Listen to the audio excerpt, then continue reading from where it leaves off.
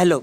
आज हम बात करेंगे सामोआ के बारे में। और सामोआ एक पैसिफिक कंट्री है, पैसिफिक आइलैंड कंट्री है, जहाँ पर पहली बार एक फीमेल प्राइम मिनिस्टर बनी है। तो चलिए हम सब बात करते हैं और मैं हूँ राजकमल। इस डिस्कशन को स्टार्ट करते हैं।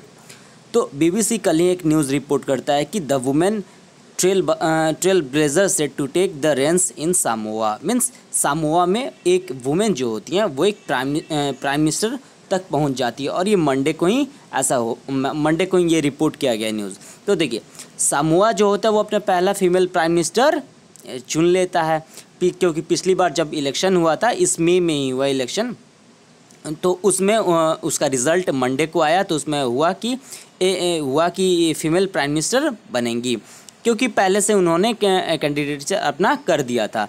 और देखिए, सामोआ बहुत ही छोटा कंट्री है, उसका टोटल पॉपुलेशन 2 लाख ही है।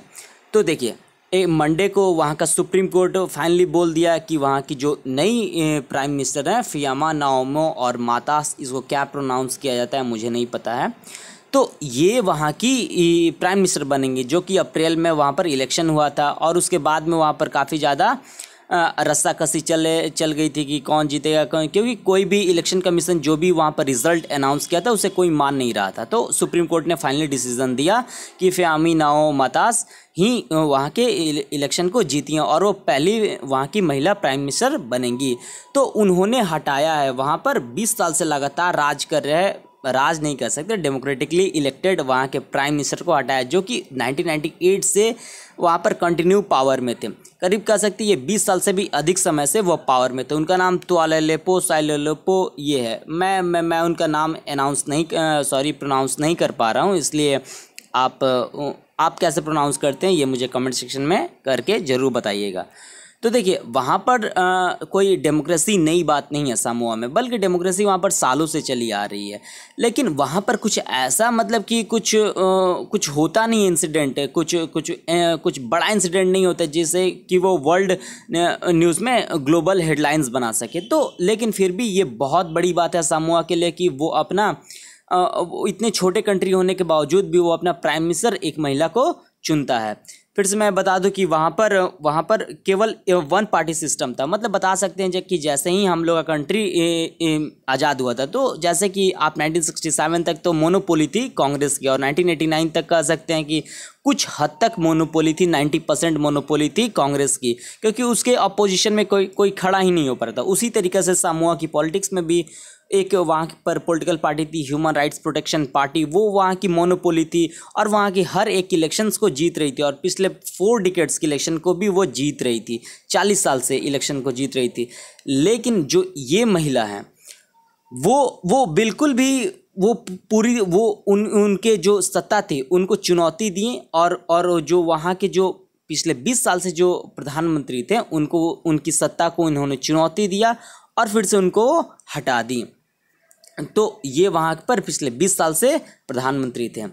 लेकिन मैं बताता हूँ कि ये 20 साल से सत्ता में थे और पिछले 40 साल से इनकी पार्टी सत्ता में थे। तो ये क्रैक डाउन हुआ कैसे, मतलब ये अपना पावर से कब इनका ये लूज़ होने लगा हाथ, कब से मतलब कि इनका जो होल्ड था वो कब से हटने लगा। तो पिछले साल की बात है, जब ह्यूमन राइट्स जो ये पॉलिटिकल पार्टी है उसे कुछ मेंबर्स देखे कि काफ़ी ज़्यादा करप्शन हो रहा है इस पार्टी में, तो वो इस पार्टी से चले गए और एक अपोजिशन पार्टी इन्होंने बना लिया, अतुआ सामोआ उआ तासी। इस पार्टी का नाम इसका शॉर्ट फॉर्म है फास्ट। तो फास्ट पार्टी का इन्होंने गठन किया और उसके बाद से इसी में ये फामे नाओमे और माताफ ये उसकी मेंबर बनती हैं।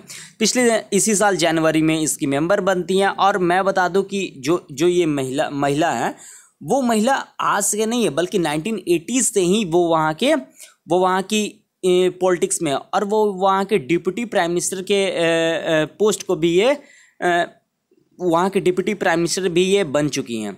तो मैं बता दूं कि इनकी पार्टी जो नई पार्टी बनी है फास्ट पार्टी, अतुआ सामोआ वो तासा, उन्होंने ह्यूमन राइट्स जो पॉलिटिकल पार्टी थी इस भाई साहब की, उसको उन्होंने हरा दिया। और मैं सबसे पहले सामोआ के बारे में बात कर लेता हूँ। तो देखिए, सामोआ एक पैसिफिक एक नेशन है, एक आइलैंड कंट्री, बहुत ही छोटा कंट्री है। तो इसमें मैं बता दूं कि मेनली यहाँ पर ये कंट्री का पूरा एरिया 2842 स्क्वायर किलोमीटर है। मीन्स इसको इंडिया के एक डिस्ट्रिक्ट से कंपेयर कर सकते हैं। मीन्स इंडिया का एक डिस्ट्रिक्ट भी इससे बड़ा होता है। खैर मेरा डिस्ट्रिक्ट तो इससे थोड़ा सा छोटा ही है। तो एक पोलिनेशियन आइलैंड, देखिए पोलिनेशिया कहते हैं कि जो पैसिफिक आइलैंड्स है तो उसके एक कुछ पार्ट को पोलिनेशिया कहते हैं और उसके दूसरे पार्ट को माइक्रोनेशिया कहते हैं। तो देखिए पोलिनेशिया में ये कंट्री आता है सामोआ। तो देखिए सामोआ में 2 लार्ज आइलैंड्स का ग्रुप है, जैसे कि पहला सवाई है और दूसरा उपुलू है। सवाई है, उपुलू है। और यहाँ पर मैं बता दूं कि 8 स्मॉल आइलैंड्स का भी ग्रुप है। तो उसका नाम ये सब है, मैं प्रोनाउंस नहीं कर पा रहा हूँ। सो आप प्रोनाउंस कैसे करते हैं ये मुझे ज़रूर बताइएगा। तो मैं बता दूं कि इसका कैपिटल का एपिया है, जो कि उपुलू आइलैंड में ही आता है।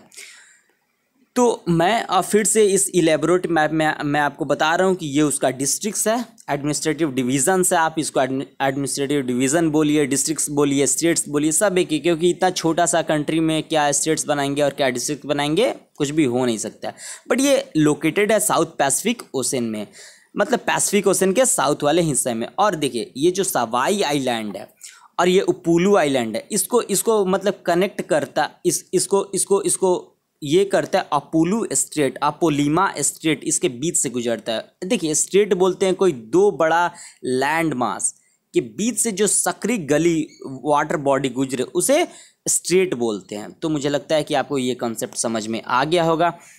तो फिर से एक लार्ज मैप पर हम उस एरिया के मैप से देख लेते हैं। तो देखिए उसके पड़ोसी देश हैं, किरिबाती है, फिजी है, वनाटू है। फिजी के बारे में आपने ज़रूर नाम सुना होगा। यहाँ पर बहुत सारे इंडियंस रहते हैं। इसने भोजपुरी को भी ऑफिशियल लैंग्वेज का दर्जा दिया, अभी तक गवर्नमेंट ऑफ इंडिया ने नहीं दिया है अनफॉर्चुनेटली।